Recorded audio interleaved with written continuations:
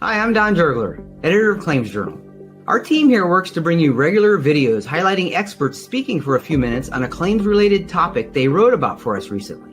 The videos are part of a new initiative to bring you a better, redesigned Claims Journal experience, which includes an entire section of expert viewpoints with trends and insight.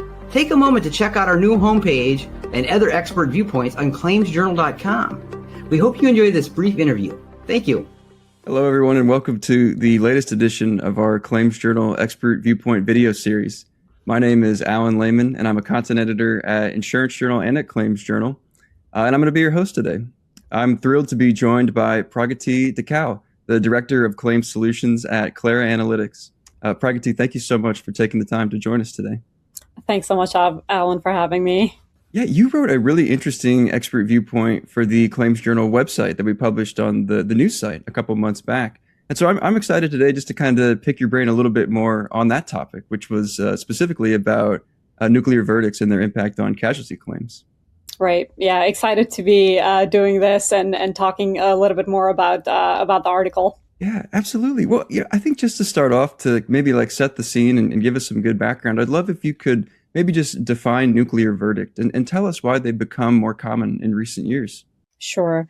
So I think nuclear verdicts are essentially an outsized jury award, or what you may call a runaway jury verdict that kind of greatly exceeds economic damages. And so it's largely driven by non-economic or punitive damages. And I would say a wide variety of factors, like corporate distrust, plaintiffs' counsel anchoring juries to a large number, and of course social inflation. And I think lately a very effective emotional storytelling are kind of making these verdicts more common. And we're also seeing an increased and I would say a sustained pattern where juries have a greater willingness to punish basically perceived misconduct rather than just compensate the plaintiff for their losses. It checks out. I mean, it sort of lines up with our reporting and what we found too. I mean, it seems like there's so many factors, right, that lead into these verdicts. Yeah, definitely. I mean, it has to be a perfect storm, essentially, for a nuclear verdict to occur. Yeah. I thank you for laying all that out and giving us, I think, a good framing, I guess, as we go through these questions here. Right. I wanted to ask you, do you have any numbers or data that you can share that show how these verdicts are impacting insurers?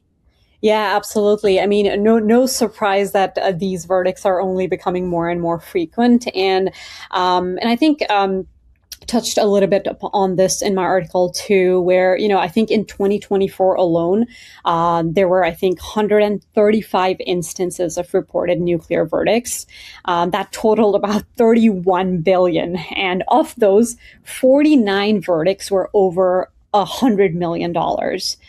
So you can imagine the impact of almost 31 billion in verdicts. And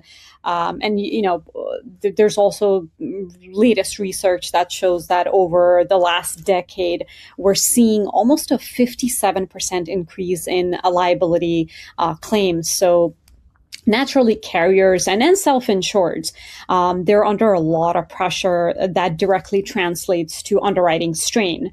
I think I referenced this where there's a cumulative underwriting loss of about 43 billion just between 2019 and 2023. And of course, the impact a nuclear verdict has is not just on carriers and self-insureds. You have to look at the consumers like you and I, and that impact is equally damaging because now we're facing extremely high premiums for reduced amount of coverage. So I think it's the impact we feel is all around for consumers and carriers. Yeah, I mean, those are some huge numbers, the ones that you just laid out there. I mean, it's kind of even hard to wrap your head around that much money, Right.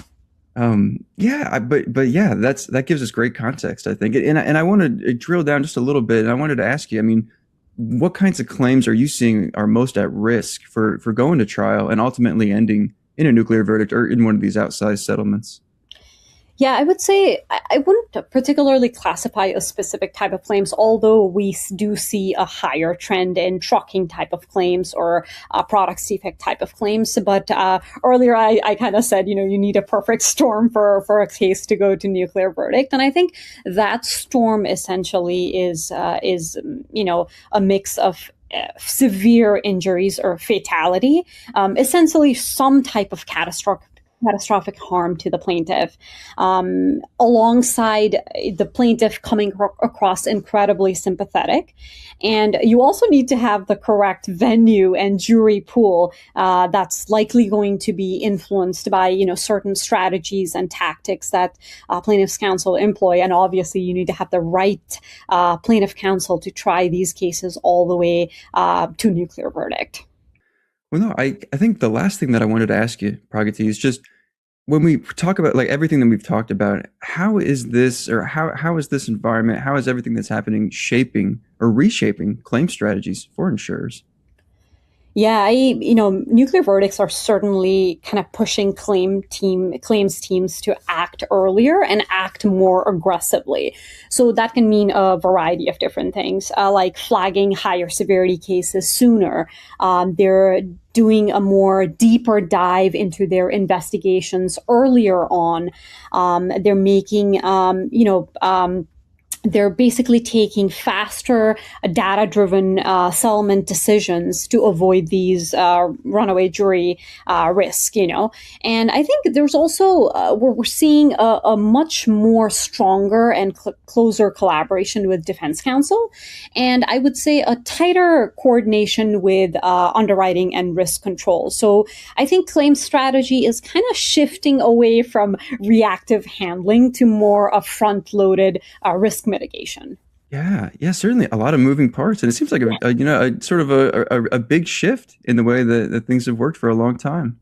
Yeah, I mean, definitely. I think the whole idea is to get in front of these high severity claims before they kind of spiral out of control. So the idea is you try to stay in control of these claims as much as possible and move away from that reactive claims handling and move towards a more proactive, investigative approach. Absolutely. Well, Pragatee, I thank you so much just for coming on and sort of outlining everything that you have. I think you've given some great insights and some great information for our viewers. Of course, Alan. It was a pleasure talking to you today. Yeah, well, thank you. And also just thank you to everybody who tuned in to watch today's interview.